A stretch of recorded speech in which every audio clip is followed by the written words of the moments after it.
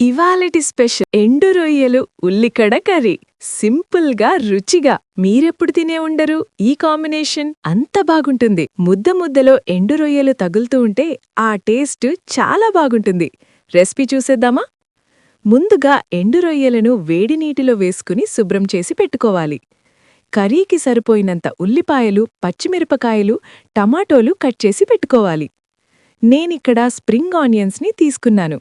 చిన్న చిన్న ముక్కలాగా కట్ చేసి పెట్టుకున్నాను.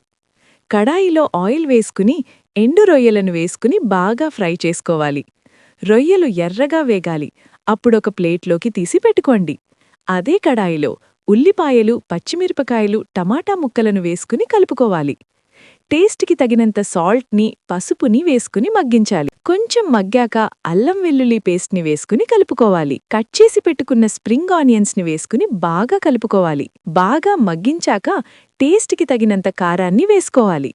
ఫ్రై చేసి పెట్టుకున్న ఎండు రొయ్యలను కూడా వేసుకుని బాగా మొత్తం కలిసేటట్టు కలుపుకోవాలి.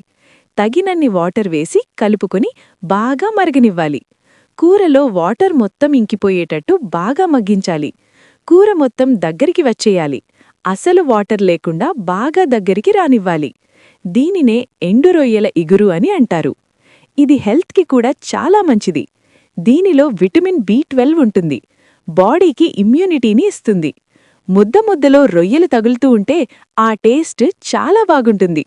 ఒక్కసారి ఈ వీకెండ్కి ఇది చేసి పెట్టండి. ప్రతిసారి ఇదే చెయ్యమంటారు. అంత బాగుంటుంది. వీడియో నచ్చితే లైక్, సబ్స్క్రైబ్ చేసుకోవచ్చు కదా.